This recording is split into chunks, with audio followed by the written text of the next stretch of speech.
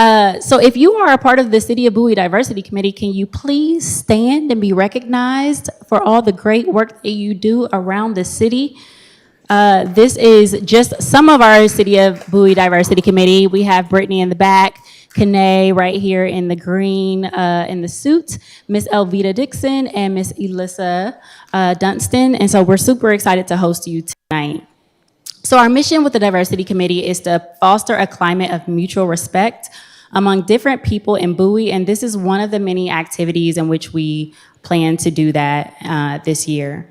So we have a jam-packed agenda, and I know we all want to get started, but before we do that, I do want to also recognize our distinguished panelists. And so I am going to introduce them briefly, but they will tell you more about themselves as we go through the questions. So first we have Chief Dwayne Preston, who is the Chief of Police for the City of Bowie. Thank you for joining us tonight. We have Dr. Kara Hunt, who is the Chief Diversity Officer with the state of Maryland, and she will explain sort of more of her role in that position. And she's also a resident of Bowie as well. Thank you. We have Miss Samantha Howard, who is the Latino Affairs Liaison for the Prince George's County Executive Office. Thank you for joining us. And then we have, last but absolutely not least, Ms. Gabrielle Parker, who is the Chief of Staff for the Bowie High School Student Government.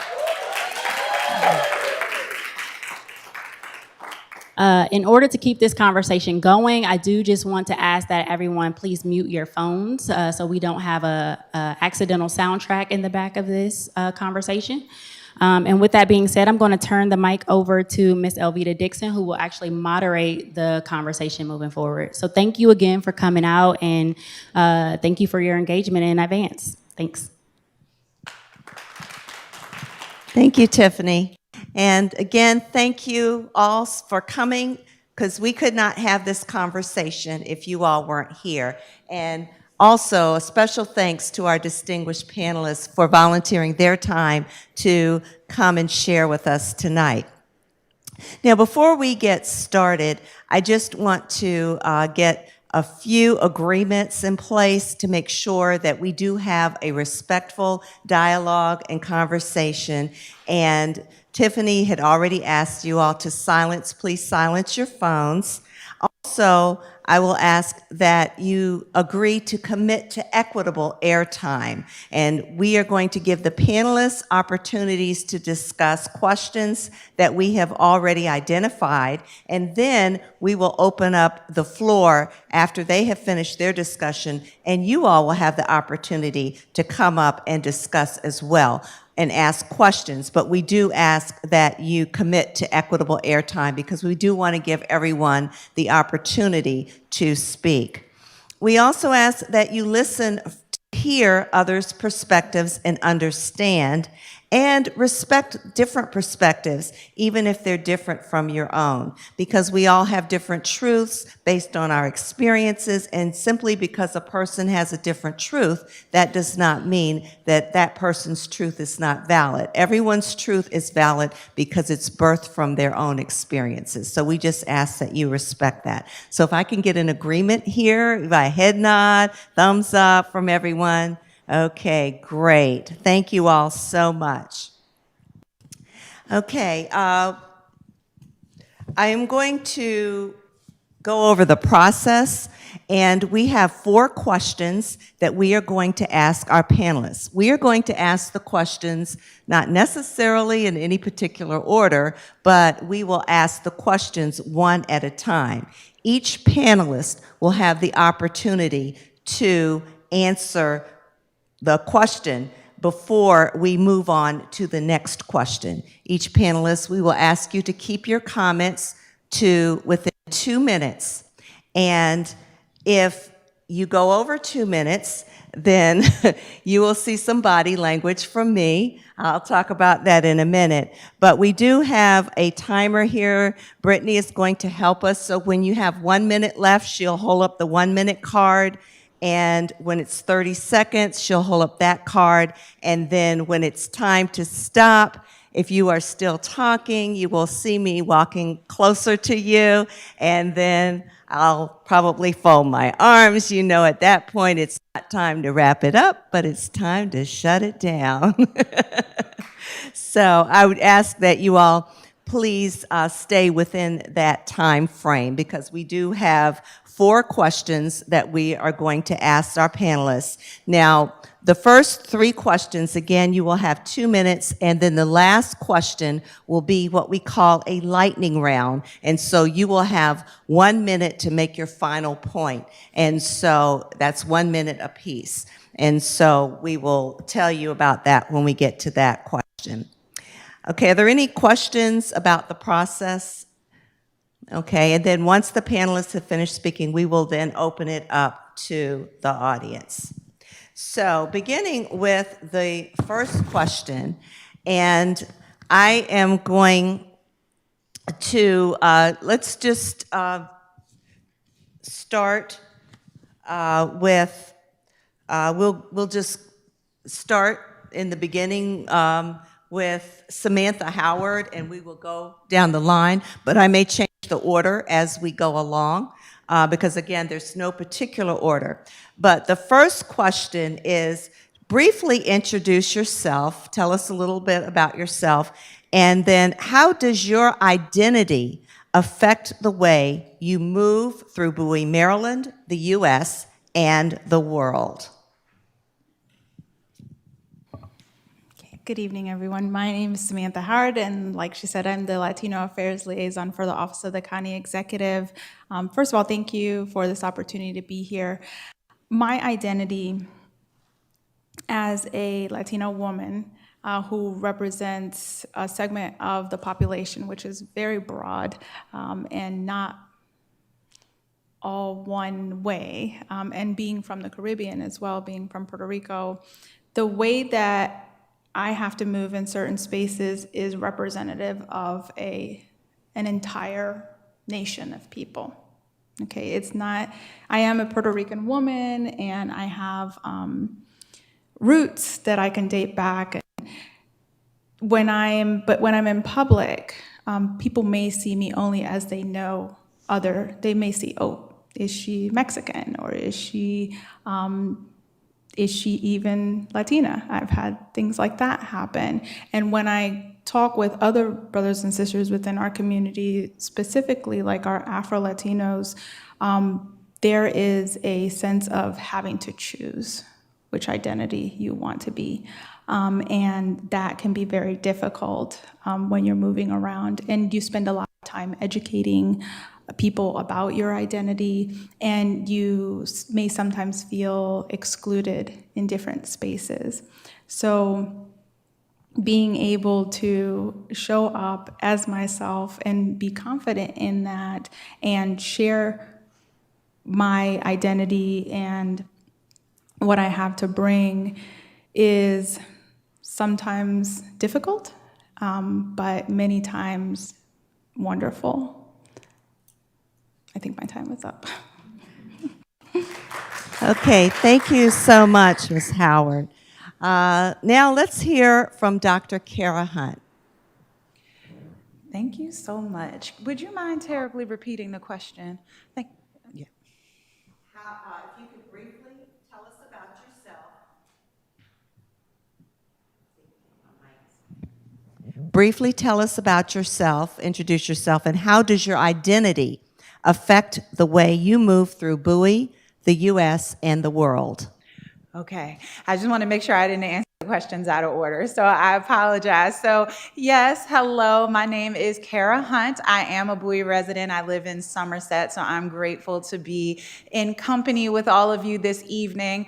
I am a Maryland native from Annapolis, and I am a UMBC graduate, left for grad school, and came back to, I'm grateful to have had the opportunity to complete a postdoctoral fellowship at UMBC and to work for our great state government, first at the Maryland Commission on Civil Rights, and now I am Chief Enterprise Officer with the Maryland Cannabis Administration. So again, I am grateful to the Bowie Diversity Committee for giving me the opportunity to speak to you this evening.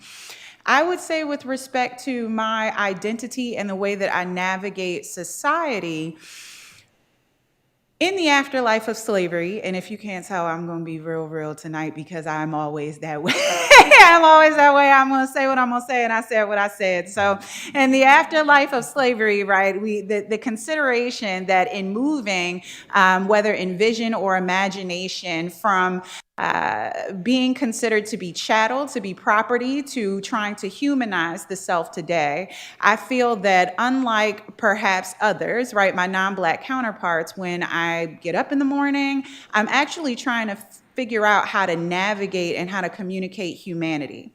How will I dress? What will my hair look like? How will I speak to individuals? When I'm at the grocery store, what tone will I use? How will I have to shift my verbiage in order to be humanized? And so I think that that is particularly unique in that it is a form of cultural labor that I experience on top of just my day-to-day. So that would be my response. Thank you for the question. Thank you, Dr. Hunt. Okay, let's go now to Chief Dwayne Preston. And would you like for me to repeat the question? No, I got it. Thank you very Okay. much. First and foremost, I want to say my appreciation to the Diversity Committee for extending the invitation for me to participate in the panel this evening.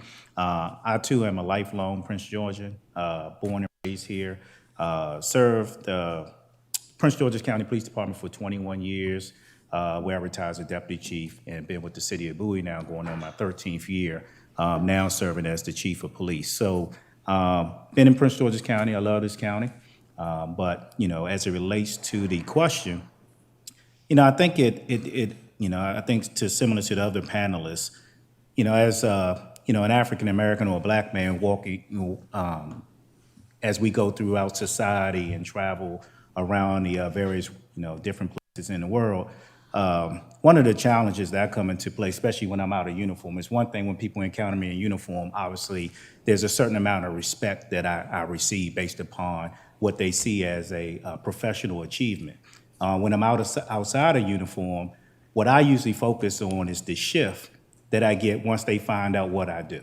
Okay, and then if it's a difference in how they correspond or react to me, tells me a lot about the person that I'm interacting with. So I find that to be the case. What I do understand is as though I have matured now, coming up on being 55 years of age, I've learned to deal with things in a different manner than I did, earlier when I was much younger. So I think that we have to be more tolerant of each other and educate people that, what you see is not necessarily defines me, in terms of based upon the color of my skin. So thank you very much. Thank you, Chief Preston. Okay, now we'll hear from Gabrielle Parker. Hi, everyone. My name is Gabrielle Parker. I'm Chief of Staff at Bowie High School on the Executive Board. Just being a Black African-American female who is 18, I know that many people underestimate my capabilities. I personally know that just going through life, I have to be very aware of the discrimination and stereotypes that are just held upon me, that people may not realize that they're putting upon me, but that's just how things are. Just being outside by myself or going on walks, I just have to be aware of my surroundings and make sure I'm safe, and I have to take precaution on that just because of my age and my gender, and just, yeah, so, yeah. Thank you. Okay, so we have heard from the panelists how their identity affects how they move through Bowie, the United States, and the world. And we've heard different perspectives from the perspective of race, from the perspective of ethnicity, from the perspective of gender, and the perspective of age, and also from the perspective of occupation. So thank you all so much for sharing how your identity affects how you move throughout the world. Okay, and then the next question, I'm going to direct this to Dr. Kara Hunt. Dr. Martin Luther King Jr. outlined a dream for a more just, inclusive society. Do you feel like America has delivered on that dream? And if not, what are we missing? Thank you for the question and the opportunity to speak first. So I would say in terms of deliverance or response, outside of feeling, it's a fact that we have not reached a place of equality on any grounds, right? So whether or not we're talking civil rights, if we're talking about economic justice, there's an extreme wealth gap in this nation, and also with respect to state-sanctioned violence and opportunities, there is quite the margin there.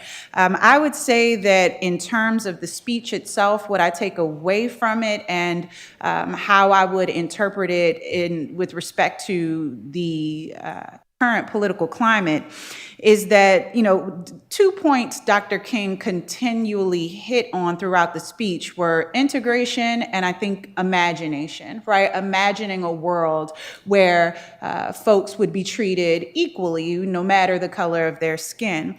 That said, as I mentioned previously, we're talking about the afterlife of slavery, and I don't think that we consider enough how much imagination was required to stare at an individual who was darker in color and say, you are chattel, versus someone who is not your same color. That required imagination. It also required an economy of fears, of phobias, of revulsion that underscore certain stereotypes today, right? So if you are the subjugated population, you're going to imagine a world that fits your current definition of you. I'm a human being and I want to be treated like other human beings.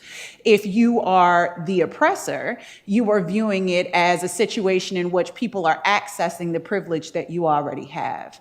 And so I would say that's part of the issue, is that in terms of integrating, you would think you're integrating on a human level, when in fact there's already a fissure, right? There's already a separation between the way that you see yourself and the way that others see you, and what a threat the remediation of anti-Blackness could be to their version of humanity, right? And so I think that not considering that definition of humanity and the ways in which we would be able to engage one another certainly has impacted the framework for a feeling of attaining that dream. Thank you, Dr. Hunt. Wow.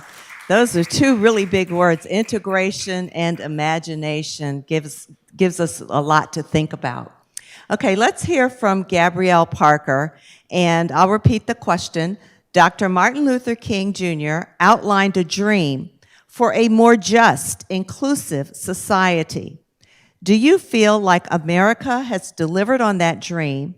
And if not, what are we missing? Sorry.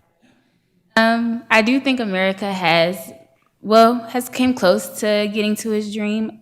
For example, I know in schools we've started to do more gender neutral bathrooms. This just creates an inclusive environment for students that they can just easily use the bathroom without having to defend their orientation to anyone if they aren't yet comfortable to do it yet. Also, the groups at my school, there's ASA, which is African Student Association, or ASA, which is Asian American Student Association. So it's just different cultures and environment and people from different environments that are just coming together and expressing what they've came from and everything. So Thank you. And I like that you were able to give the perspective for some of us who may not be in school or who may not be in the workplace. It might not be something that we think about all the time in the gender inclusive bathrooms. So that also gave us a different perspective. Thank you. Okay, for the next panelist I'm going to call on is Chief Preston. Dr. Martin Luther King Jr. outlined a dream for a more just, inclusive society. Do you feel like America has delivered on that dream? And if not, what are we missing? Sure. So, as I reflect on, Dr. Martin Luther King, and I think that one of the things that's instrumental is we realize that through his efforts and sacrifices, it led to a lot of significant changes for this country. It led to the Civil Rights Act of 1964 and the Voting Rights Act of 65.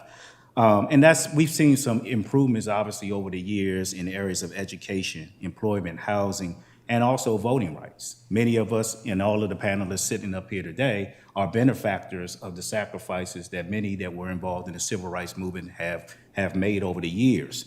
And so much so that, especially in the voting, we realized first time in history in 2008 where an African American was elected president and served 2 terms.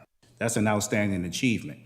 But I will say, those of us that are in my generation, Generation X and beyond, I think that we grew up in a time where sacrifice was not something that we really realized and appreciated what our predecessors did for us.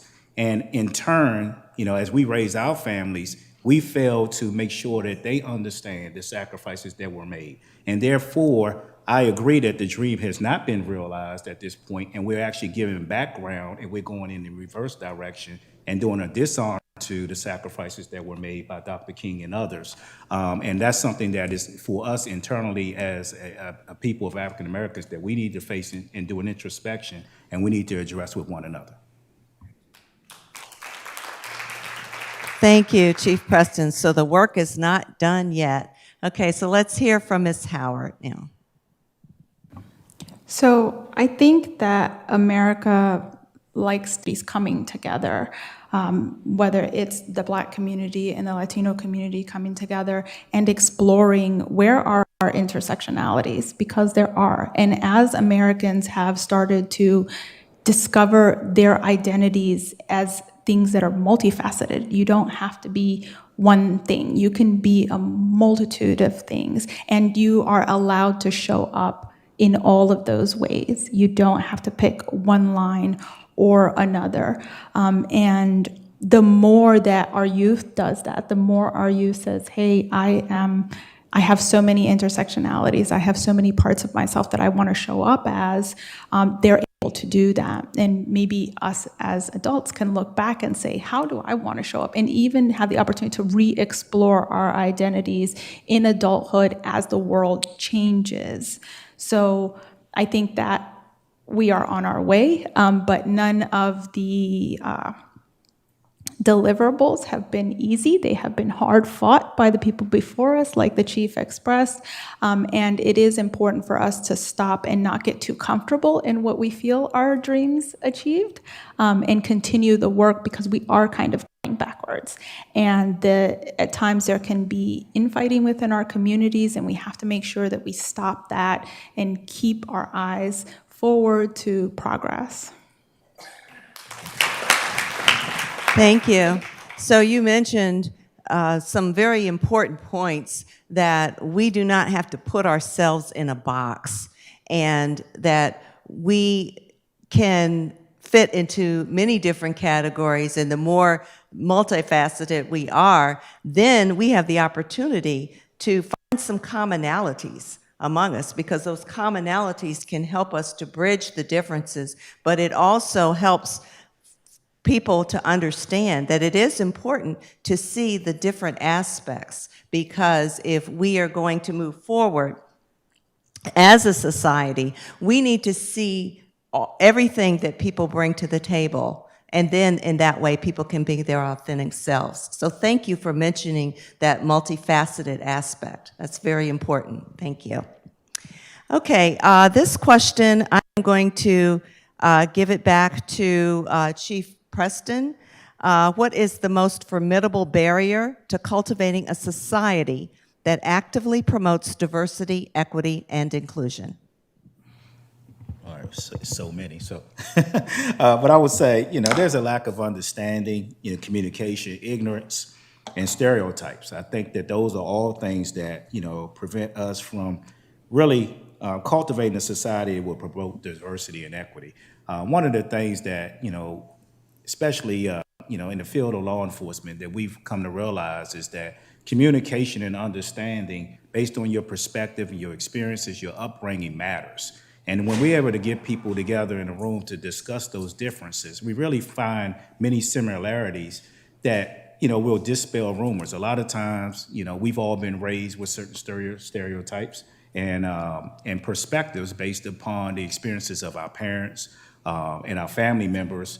And that impacts us how we interact with each other based upon race and gender and every other fact. So I think that the more we seek to understand one another and understand the differences and realize that we're all human beings, the better that we can then move together and find out that we're all Americans, specifically here in this country, and work together to try to have an understanding of the differences. You know, I think that to eliminate it in its entirety, I think is an impossible dream. I don't think that we will ever reach that point that we will never live in a world that has no bias or injustices. I just don't think that that's something that we can achieve, but I think we should strive for that objective. Thank you, Chief Preston.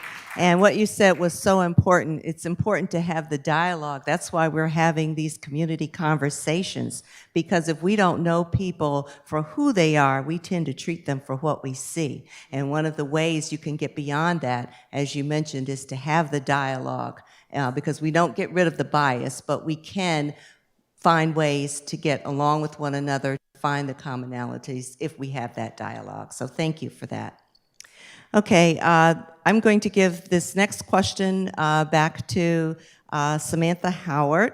What is the most formidable barrier to cultivating a society that actively promotes diversity, equity, and inclusion? I think the most formidable barrier is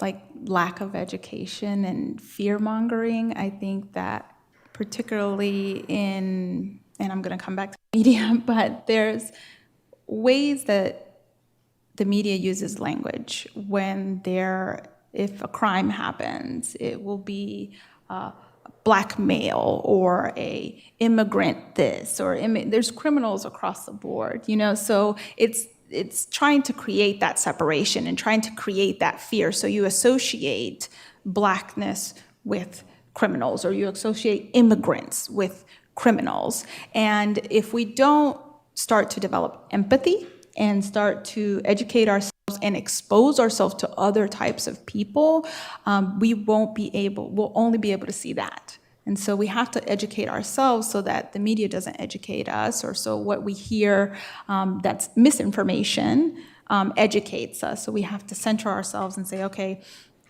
I have experience because I have met these people or these pockets of people, and I know that they're just like me in a lot of ways.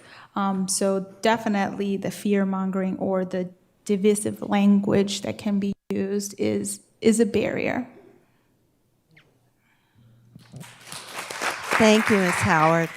Education and empathy. There's a lot of fake news out there, so that education piece is very, very important.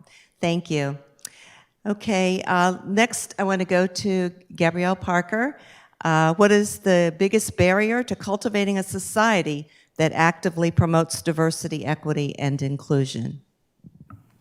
I personally think the biggest barrier is that people still don't think racism is an issue in America, and also the effects of slavery are still prominent.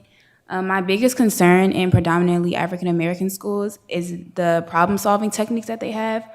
Due to several lockdowns from this year and last year, from gun violence and other related issues, instead of heavily broadcasting and promoting mental health services, the schools were giving metal detectors and more heavy and aggressive security.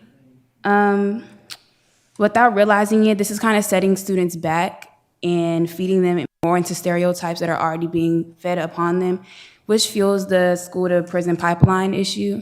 So I feel like instead of just putting metal detectors and more harsher rules, I feel like we should understand why kids act this way or why they have why they look at things or react to situations in this way, and teach them different and more healthier ways to react to situations. So. Thank you. So acknowledging the role that feelings play, absolutely. Okay, and last but not least, for the primary questions, giving this to Dr. Kara Hunt. What is the most formidable barrier to cultivating a society that actively promotes diversity, equity, and inclusion? I appreciate, again, the questions and the answers from the panelists. So I actually believe that the dialogue around education, as well as the self-determination and self-making that everyone discussed, is going to inform my response. Because I would say that one of the biggest deterrents, right, what hampers the ability to realize diversity, equity, and inclusion across society is this centering on feelings and self-making and personal perspectives on matters of race and all forms of identity, right? And so we are not well educated with respect to what it means to be Black or African American, what it means to be an individual who identifies as trans or a part of the LGBTQIA umbrella, what it means to be Latinx, Chicano, right?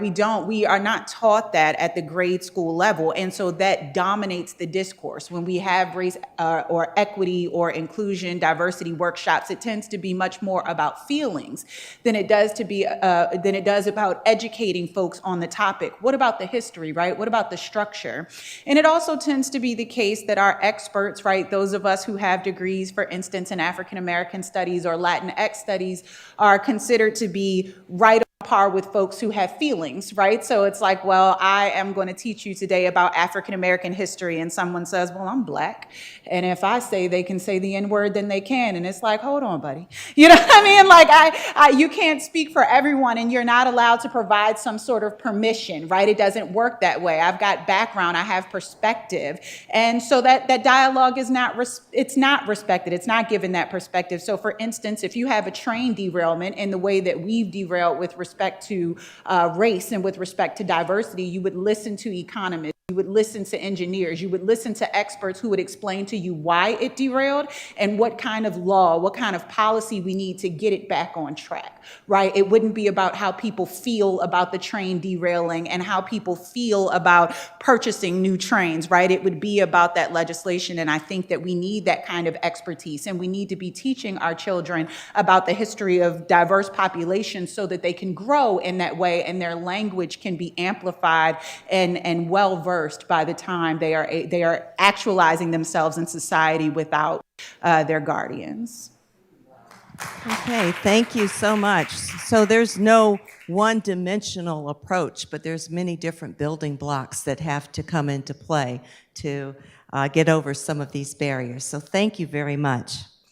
Okay, at this time, we are going to have a lightning round, and we might give you 2 minutes. I don't know. Does everybody in the audience have questions?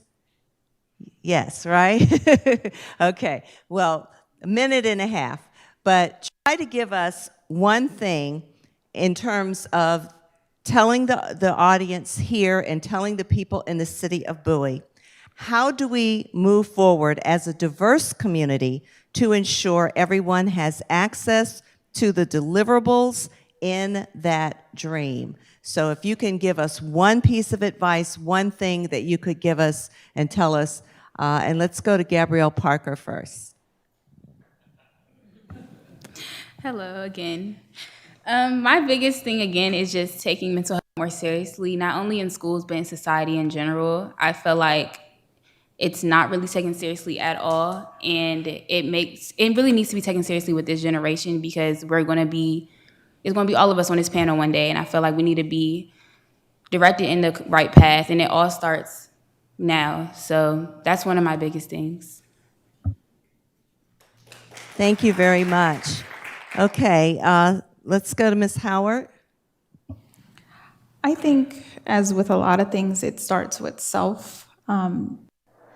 Developing your own identity, educating yourself, having your own experiences, creating those experiences for yourself, because then when you show up authentically, that encourages other people to show up authentically. And then when you share, hey, I didn't just wake up like this. I spent time educating myself. I spent time exposing myself to different things. I spent time challenging my own thoughts, my own perceptions, on top of everybody else's perception that has been thrown on me. Then they say, oh, I can follow that track too. And when people do that, then everyone shows up authentically. And then we learn to, I know I've gone on that journey, so I'm going to respect somebody else's journey if they went on it as well. And that creates empathy and diversity, true diversity, when we can all show up without having to fit a certain mold. Thank you. Okay, let's go now to Dr. Kara. Thank you. No, and I actually much prefer just Kara. So thank you. So I will say that in terms of, what we can do moving forward, I know that often the conversation tends to center on politeness, the way that we treat one another, one-to-one pleasantries. But I'm of the mind that I would rather have you go ahead and not hold the door for me at Harris Teeter and then go out and engage in active practices that will lead to the end of discrimination and structural anti-Blackness in institutions than I am for you holding the door for me and then continuing to engage in acts of gratuitous violence or racism behind my back, right? Pleasantries aren't it for me. I'm saying that legislation and policy are an avenue to creating at least some form of some drive toward differing perspectives and differing opportunities around race and identity, particularly in Bowie. And I would say that the abysmal turnout for local elections always sends me to a place I wonder to myself, I vote, and yeah, I'm slightly a vote shamer. I'm gonna go ahead and tell you that. When I get to the poll, maybe only 4% of Bowie residents voted. I may be wrong about that. But most folks I talk to don't know who their councilman is. I know Councilman Wolfley. I've met him, and certainly when I have a concern, I'm talking directly to him, but people don't show up, right? People don't urge this until something happens. And then we're reactive, and then we're talking about how we can gather. This isn't an issue. The budget is an issue. The ice hockey, the arena, the ice arena is an issue, but not race and racism in advance, not having these conversations in advance. I'd like to see these meetings not be empty, right? The council meetings that happen monthly. I'm on YouTube. I don't know who else is with me. But I'm saying that, I would like to see us engage more frequently and push for our representatives to start engaging in conversations around policies and practices that would situate Bowie as a leader across the state in terms of pushing this conversation forward. Thank you, Dr. Kara. And let's hear from Chief Preston. Yeah, thank you. I just think that, again, it's about, listening and having some empathy. One of the things that, I realized that, I had to take a pause, and, I have two children, 24 and 19 years. 24 and 20. And one of the things that was an eye-opener for me was realizing that, I had to stop and listen, to my children and their perspectives, because they're important to them. And how I view things is not necessarily how they view things. And I think that collectively as a society, we need to do that amongst the different races, the different, genders and everything else, because we have to listen to one another and hear each other. And the more that we do that, we're better able to understand and work together toward the common goal. Okay, thank you very much. So again, I want to give a round of applause to our panelists. Thank you all you all have given us certainly a lot to think about. And Dr. Hunt mentioned involving your council members here. So at this time, I do want to acknowledge we do have some council members here. We have council members Wanda Rogers, who is here. She's our council liaison for the Diversity Committee. And we also have council member at large Dennis Brady. And Dennis was actually one of the persons who was instrumental in getting a diversity committee for the city of Bowie. So let's acknowledge him for that. Thank you very much. And we also have school board member Dr. Zipporah Miller. Thank you so much for coming. And hopefully you all will be taking this back, these conversations back, and not just having them here in the council chambers, but taking them back into the community and having them with your children and your grandchildren, and having them in the schools and the places where you work, because that's where the real work starts to happen.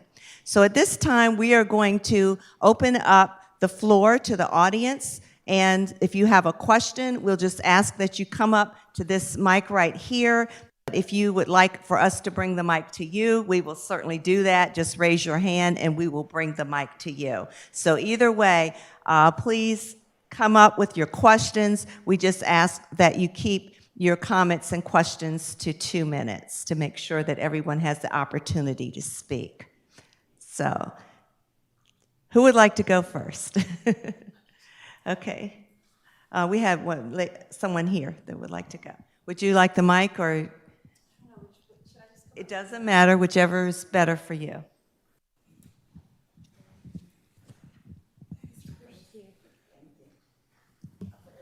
Okay, great. So my name is Nicole Thornton. I'm actually a part of the education committee here at Bowie. All right. Hey. Okay, so I was very interested in something you said, Dr. Hunt. So I used to be as of a couple years ago, 2 years ago, I was a DEI consultant. So I did a lot of DEI trainings, mostly for workplaces that were predominantly white. And right now I'm currently a U.S. history teacher, so I quit that job.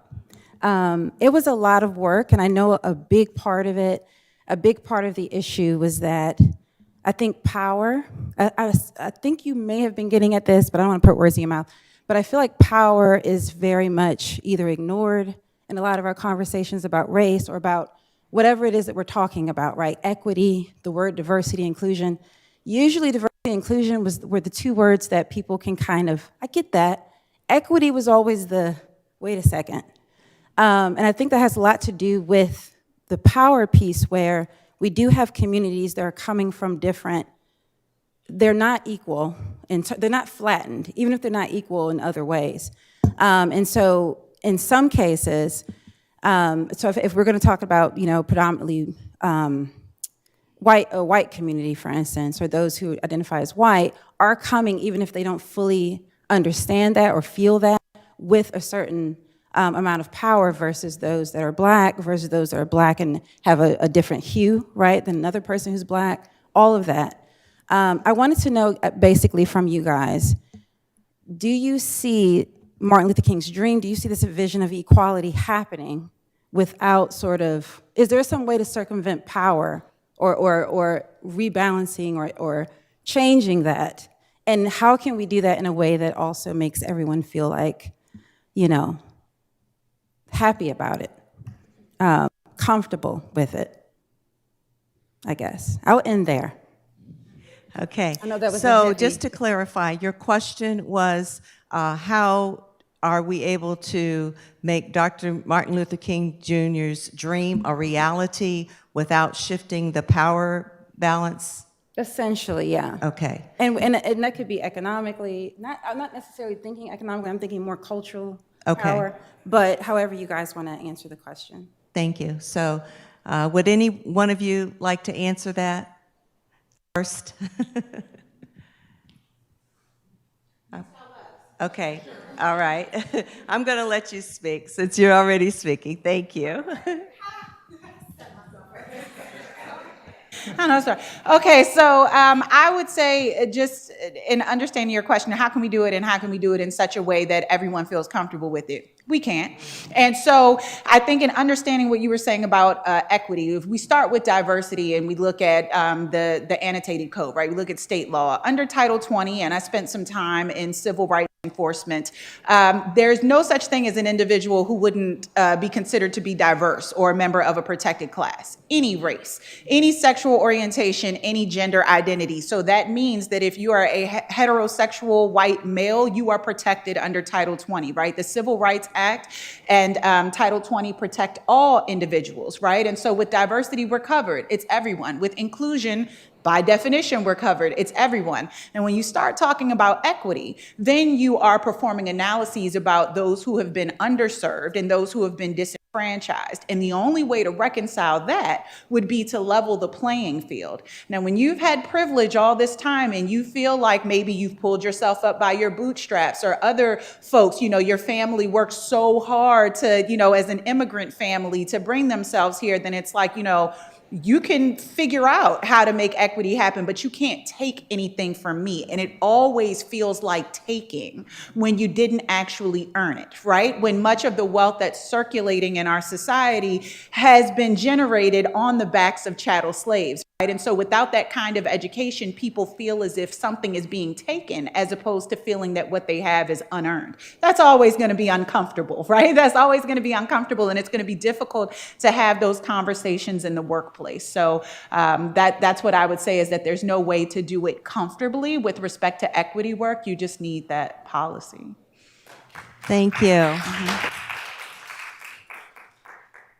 Okay, would anyone else on the panel like to respond to the question from the audience? If not, we'll go on to the next question.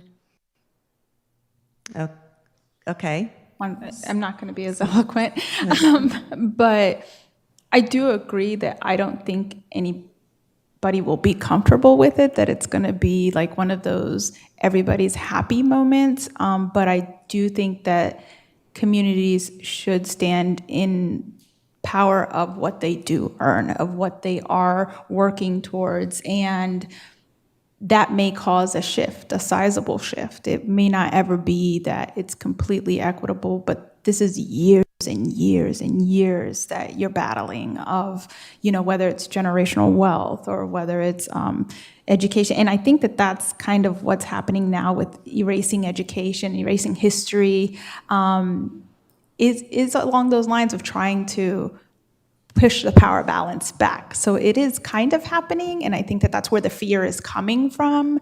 But I don't think that communities should stop fighting. I don't think that, and if it isn't going to be in a happy way, that's okay too. Sometimes you do have to kind of be forceful in the things that that you want for your community. So I would agree that it might not be the happiest thing, but it's a necessary fight. Thank you, Ms. Howard. Okay, do we have another question from the audience? I saw several hands, so we have a young lady here. I think I saw your hand next. Okay.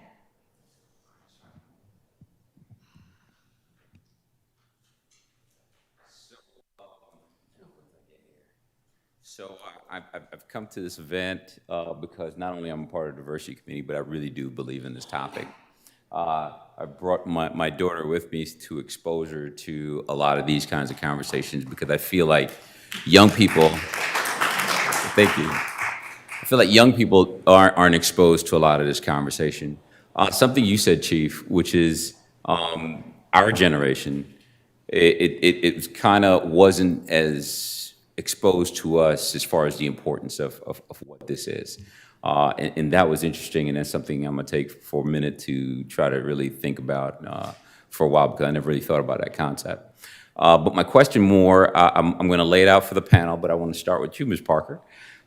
What, if anything, because it's gonna be more your generation and what comes after you that really is gonna be impactful on pushing this forward. What, if anything, can be done, or what do you think are things that we could do to motivate more interest from a younger generation to participate in conversations like this, and or just participate in things to move progress, create progress? Thank you. I think one thing that we should do is get just kids more excited for their future, honestly. I know at my school, they don't really do a lot of college fairs, or just make kids excited, like bring colleges to schools, and get more, what's the word I'm looking for? Exposure. Yeah, like, thank you so much. Exposure, like just get kids excited. Right now, not a lot of people in my grade, honestly, are excited. They just want to graduate. They don't really want to go to prom. They're not really excited to really do anything. They just want to leave, and they don't really have plans afterwards. They'll just figure it out when they get there. And like, cause it's because they're not excited. So just get more exposure, honestly. Get kids excited for college. Don't make it seem something that's like sad or something that they shouldn't look forward to. So that's the most important thing, just exposure, positive exposure. Thank you. Is that anyone else on the panel? Okay. All right, next question. Thank you. Good evening. This was wonderful. I appreciate the panel coming out. I am a resident of Bowie. I've lived here, went to school here, and I'm now raising my daughter here. So it is a very full circle for me, and being able to be involved into the process has been something I really enjoy. After 2019, you kind of notice that, as you say, there's not as much involvement as there has been before, at least from my perspective, within just city community outreach. And so I attributed it to the pandemic, but it got me thinking about what specific programs, especially for my Bowie residents, that you thought that should be maintained or should come back, that was beneficial for you particularly in a school setting. What programs got you excited to even get to this point that parents like I can continue to support during school board meetings? And then from a community relations perspective, what is it that I as a resident should be keeping my eye out on or supporting you as our protector to get more people encouraged? So just a couple of questions for those two. Perfect. Thank you. So, Gabrielle, you want to go first, and then Chief Preston can answer that. One thing, I wish I remembered the name, but it was two ladies, and it was their actual like business that they have. They come to schools and they just teach kids, specifically high schoolers, how to deal with their stress and just their mental in general. And that really it really benefits students because it helps them understand how to deal with certain things and just how to go by certain things instead of automatically resorting to violence. They're being taught different skills, to life skills. That's what it was. It was life skills training, and I loved it, and it helped me honestly a lot because, I mean, I'm a teenager. I get frustrated sometimes, and I don't really know how to deal with my frustrations. So having people come to schools, getting in students' faces, and having them actually learn how to deal with things, that's very, very, very beneficial, and it's really important. So, Thank you. Chief Preston? I think from my perspective, especially, one of the questions or comments that I get often is, what are we going to do, with this younger generation, skipping school and things of that sort. And often my response is that, it is never desirable for the police department to be contacting our younger generation. That is not the method in which we want to be interacting. But that is something that if it is occurring, then something has failed in the home.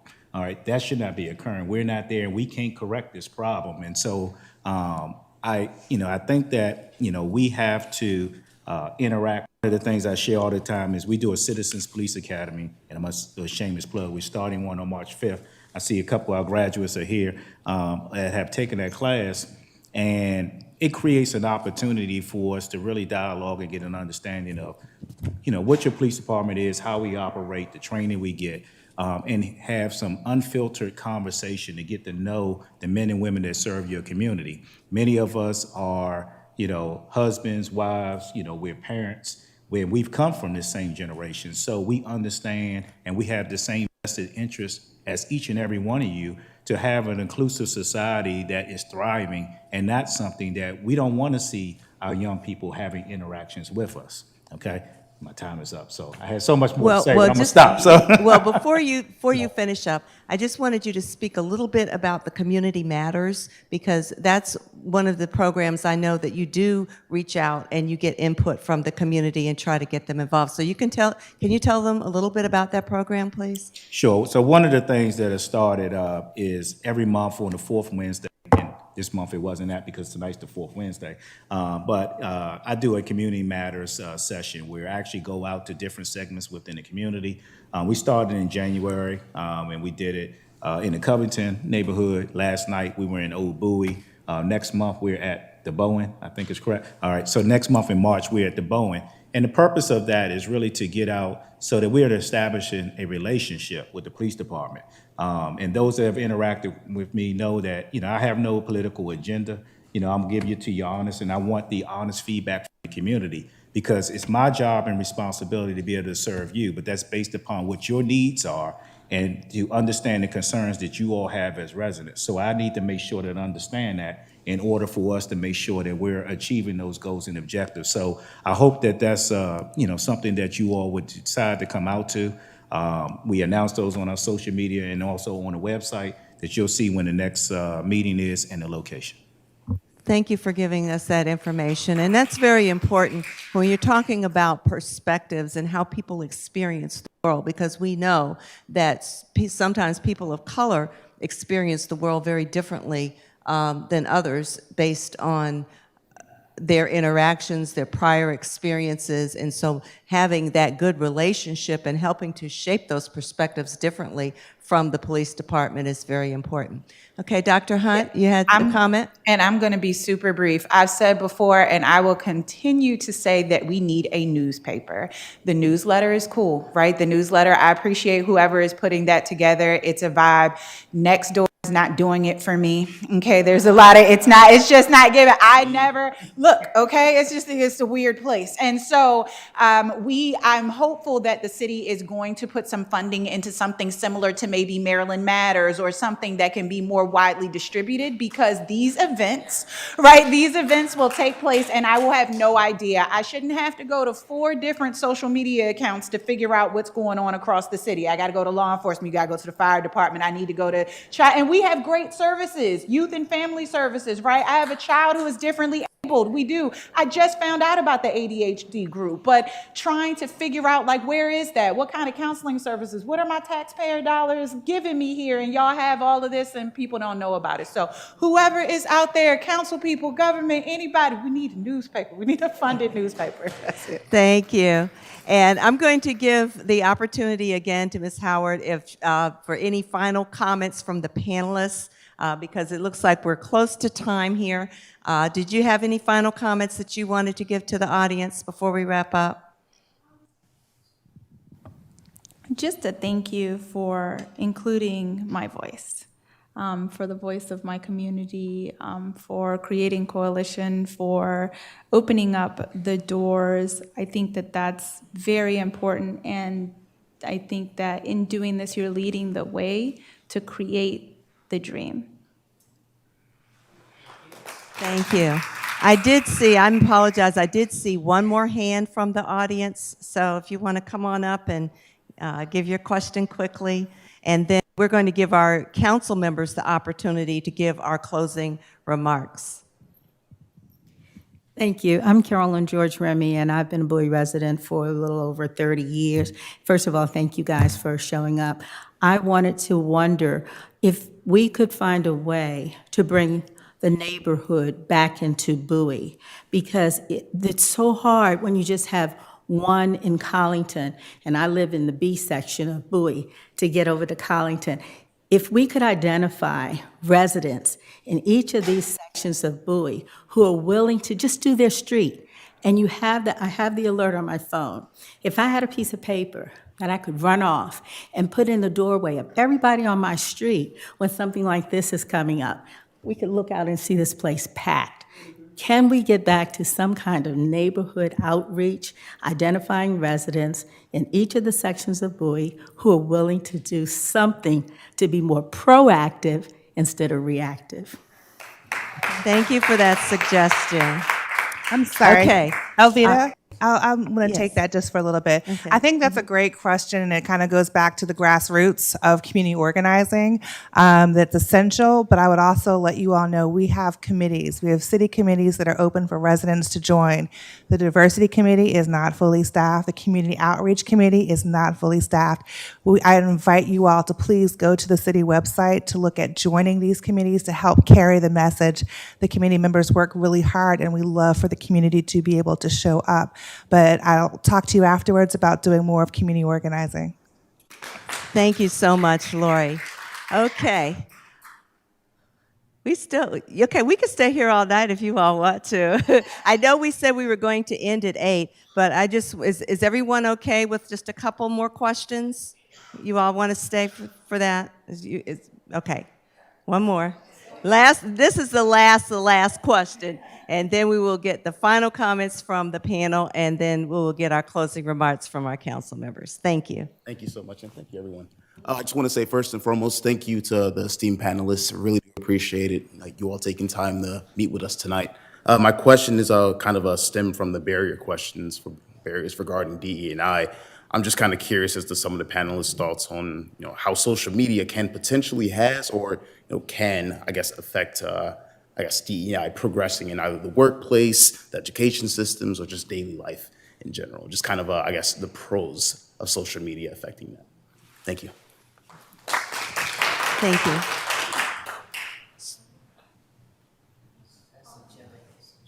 I just want to be clear that you want the pros of social media? Oh, yeah, so how social media can help progress DEI. Okay. It's okay if I go first. Okay. I actually think that social media plays a huge role, and if we could just get it right in terms of like what information is being shared, I think that would be really important. And then if we could also understand what platforms people are on, because there's Facebook, which is probably for older, like myself, generations, and the younger generation has things that I don't even know about. And then there are other things like WhatsApp, which some groups end up using. So just being able to tailor the message to each of those platforms and how people are digesting that information in those platforms can be so beneficial to broaden our reach. But you do have to couple it with the in-person interaction. You have to have both. There has to be balance, because if not, it just becomes imagined figure that's on your screen, but not a human, a person that we can connect with. So if we could do it that way, tailor our messaging and ensure that we are knowing who's on which platform and how to tailor our message for each of those platforms, that I think it could be very useful. Thank you. And since we heard the Facebook perspective, Gabrielle, you want to tell us what other social media platforms we can access? My bad, y'all. We didn't mean to put you on the spot there. No, it's okay. You can always go on Instagram. Like, I know what Instagram is. You can go on Instagram, Twitter. Like, even my school, like, we one of my friends, they're PR on executive board, and we use that to just get kids motivated and put out information for the whole school. And everyone, well, majority of the school has Instagram, so it's just easier for people to like just to connect, honestly, and it really makes a change. So, Thank you. Okay, any last words that you want the audience to take away from the panelists? I just say thank you. I look forward to working with each and every one of you and continue the work that we do, and to make sure that it's my responsibility to have a police department that serves you. I think what we're honored is to have the support that we have in the community. I think that it's something that I haven't seen in my 33 years of service, and I appreciate it. So I say thank you to the residents, and we look forward to continue to work with each and every one of you. Thank you. Ms. Howard? The same, thank you. Being here on behalf of the Office of the County Executive, I am so proud to see the municipalities working with the county and opening doors to a diverse population. So I'm extremely proud of what's coming forward and coming out of the city of Bowie. And I do encourage, like you said, residents to start re-engaging in the in-person activities, because what I hear, and I'm just gonna go a little bit over, but what I hear from the youth is that the sadness, it sounds like a lack of hope, right? Is there no hope for what's coming for the future? There was a tough 3 years during the pandemic. I know it impacted me as a person with a lot of resources. Can you imagine people who don't have resources? And so we're coming out of that, and mental health should be a #1 priority so that we can start giving hope. to our youth and to ourselves. Thank you. Gabrielle, closing remarks. I just want to say thank you for letting me be the voice of students, because I know not a lot of students come to this stuff. So I'm going to make sure I tell people about this, because this was very nice. So, and I think it's very important for students to come to this stuff. So thank you. Thank you. And Dr. Hunt. I'm going to say, I'm equally unserious and serious, so I'm just going to go ahead and say, for those of you who don't know, we got one extra day for Black History Month this year, all right? So it's tomorrow, and you make it good, okay? Because I plan to. I'm going to Chipotle. I said I would like that extra half scoop of steak on my burrito. Do you hear what I'm saying? Like, I hope that y'all get out here and remind people about who we are, about what we're about, right? Don't be afraid to speak up and speak out. This is our last day until next year to do this. Just like someone said about 2019 and things taper off, this is how it goes, right? We got this month, and then we'll see everybody next year. So make tomorrow good, okay? Do something. Thank you for the time. Thank you. Let's give another round of applause to our panelists. Thank you so much. Ms. Councilwoman Rogers and Councilman Dennis Brady, if you all want to come up and close us out. Sure. Thank you so much. Good evening, everyone. My name is Kristen Clarkson, and I work here for the City of Bowie in the Communications Department. And I heard a lot about communications and how do we get things out. So I want to encourage you all. We have a table in the back for Alert Bowie. We send out alerts, we send out newsletters, we send out a lot of this information that, and we use all social media platforms, not TikTok, but Facebook, Twitter, Instagram. And we try to get the message out. We try to make sure that people know what's going on. So if there's something you want to see, something that you're interested in, please feel free to reach out to us, publicinfo@cityofbowie.org. Check out our website. We have a lot of information on there. Like the chief said, we publicize events like Community Matters, like Bowie Speaks. So we want to continue to hear from you. Let us know what you want to see, and we can work together to make sure that everybody is getting the information they need and able to come out and attend events like this that can bring us all together. Thank you so much. Thank you so much.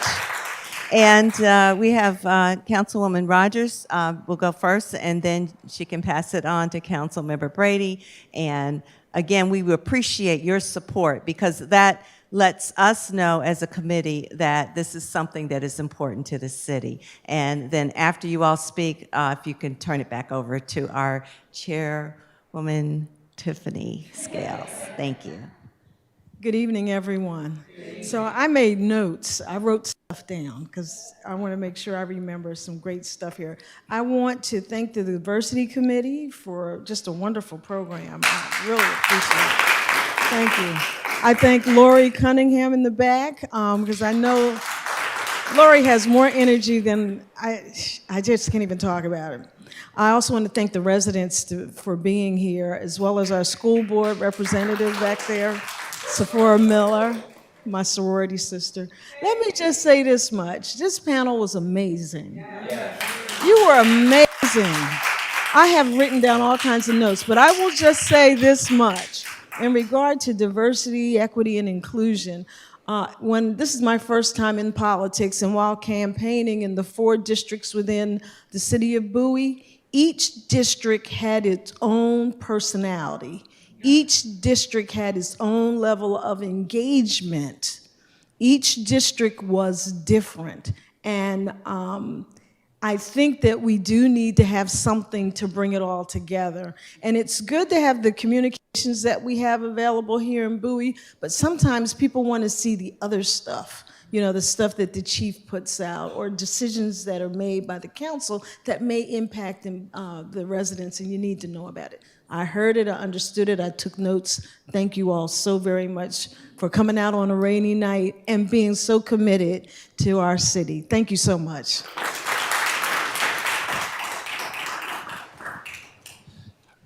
You know, the timer for politicians, we never follow the time. I want to thank the committee, the Diversity Committee, and the staff for putting this on, and thank everyone for coming out. Elvina made the reference to the fact that I was the one behind the creation of the Diversity Committee 25 years ago, something like that. And it was all the result of a racial incident that I couldn't explain to my constituents. I was at Collington Station at an HOA meeting, and I was asked about the incident and what we were going to do, and I gave an answer, and a supporter and good friend of mine, retired lieutenant commander in the Navy, stood up and said, "Councilman, you didn't answer the question." So I tried to answer again. He stood back up and said, "Councilman, you did not answer the question." 4 attempts to answer the question. And so afterwards, I talked to him and I said, let me think about it and come up with an approach. And I talked to some other friends and colleagues and what have you. And we created the Diversity Task Force to look at this issue. And my concern is, I know I have a vision based upon my 70 years of being a white man. I think I can relate to other ethnicities and cultures and races and what have you, but I also realize I have a white vision, if you will. So what was important was create a vessel, a mechanism where we can open each other's eyes so you can see the person, not the prejudices. And that's what inspired me to push forward on this, and I had great support in that. So I think this is a great result of 25 years' effort.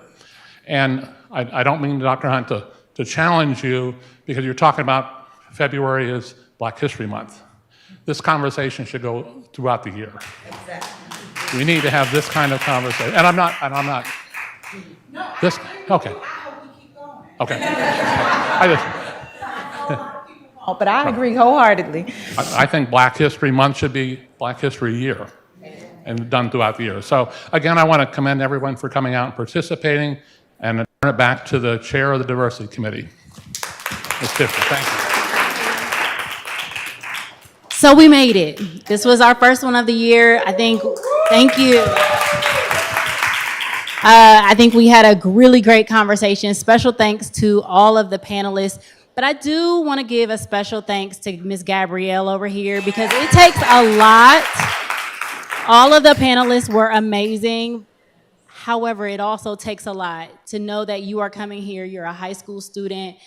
I don't think that I would have been able to sit on a panel at 18 years old and speak so eloquently to a group of adults who you do not know, right? That is a lot to take on. So I just want to give an extra special kudos to you. You did an amazing job. I also want to echo the sentiments of Lori Cunningham back in the back in the green dress, because Lori, I don't know how she has enough hours in the day to sort of deal with us as a committee and her other job, right? Her real job with the city. And so we adore you, Lori, absolutely we adore you. We're sad. You know, what some people don't know is Lori is leaving us as our liaison to the city, and we are absolutely bummed, because she has been amazing and helped us navigate city processes. Sometimes we go a little rogue and she has to reel us back in. So we just want to say special thanks to Lori in that. Again, special thanks to the Diversity Committee as well. And we do want to keep this conversation going, right? And so the idea is that we'll have a similar conversation with different topics that are important to the residents of Bowie. We are planning one for April. Please stay posted on the date. Did we already decide? Is the date official yet, or are we still working on the date? We're still working on the date, but hopefully you signed up for the City Alert, so you will get that information. It will also be posted on City of Bowie social media, so stay posted there as well. But we're really excited to continue these conversations, and we hope that you engage, come, bring a friend, bring 2 friends, and let's keep these conversations going. So thank you, thank you, thank you. Again, I think I've hit everything on my list of things to talk about. I don't know how many people used to watch Def Comedy Jam. I was born in the late 1900s, right? So in the late 1900s, Gabrielle, there was a show called Def Comedy Jam, and every night they would say, "Thank y'all, God bless, good night."